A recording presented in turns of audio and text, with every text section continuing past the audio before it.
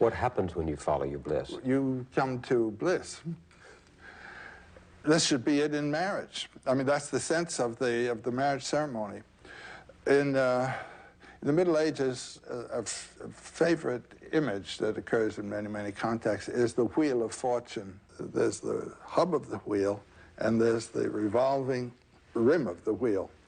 And if you are attached to the rim of the wheel, let's say fortune, you will be either above, going down at the bottom, or coming up.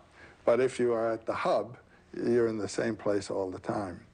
And that's the sense of the marriage vow. You know, I take you in health or sickness, you know, in wealth or poverty, but I take you, and you are my bliss, not the wealth that you might bring me, nor the social prestige, but you. And that's following your bliss.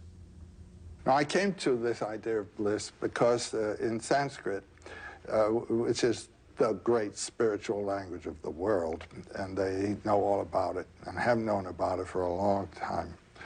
The transcendent is transcendent. But there are three terms that bring you to the brink. You might say the jumping off place to the ocean. And the three terms are Sat, Chit, Ananda. And Sat, the word Sat means being. Chit means full consciousness. And Ananda means rapture. So I thought, I don't know whether my consciousness is full consciousness or not. I don't know whether my being is proper being or not, but I do know where my rapture is. So let me hang on to rapture, and that'll bring me both being and full consciousness, and it works. What was your rapture? Well, it started with Indians, and then it went on into more and more mythological matters and the realm of the arts, music, and when I met Jean, then the dance came in, and this is it. Just stay with that. And one doesn't have to be a poet to do this. Carpenters do it. A poet is simply one who's made a profession and a lifestyle of being in touch with that.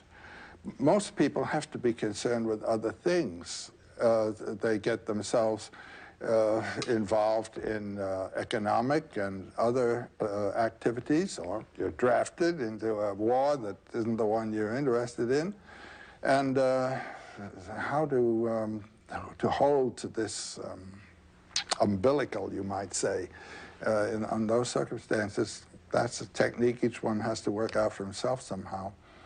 But most people living in that realm of what might be called occasional concerns, they all have the capacity that's waiting to be awakened to move to this other place. I know it. I've seen it happen in students. Wonderful way of teaching we had at Sarah Lawrence, where I taught for 38 years. I'd have an individual conference with every one of my students at least once a fortnight for half an hour or so. And there you're talking on about the things that students ought to be reading, and suddenly you hit on something that the student really responds to. You can see the eyes open, the complexion changes, a life possibility has opened there. And all you can say to yourself is, I hope this child hangs on to that, you know. They may or may not. But when they do, they've found a life right there in the room with you.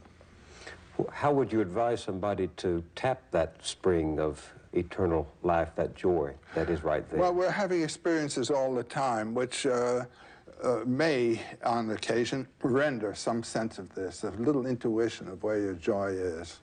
Grab it. No one can tell you what it's going to be. I mean, you've got to learn to recognize your own depths. Do you ever have this sense when you're following your bliss, as I have at moments, of being helped by hidden hands? All the time. It's miraculous. I even have a superstition that has grown on me as the result of invisible hands coming all the time.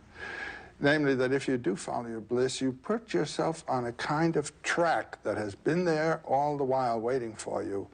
And the life that you ought to be living is the one you're living somehow. And when you can see it, you begin to deal with people who are in the field of your bliss, and they open doors to you. I say follow your bliss and don't be afraid, and doors will open where you didn't know they were going to be. Do you ever have sympathy for the man who has no invisible means of support? Who has no invisible means. Yes, he's the one that evokes compassion, you know, the poor chap. And to see him stumbling around when the water of immortal life is right there is really, it evokes one's pity. Right there? Hmm? Right there? You Yes. believe that? Yes. The waters of eternal life? Right there. Where? Wherever you are. If you're following your bliss. I mean, you're having that joy, that refreshment, that life all the time.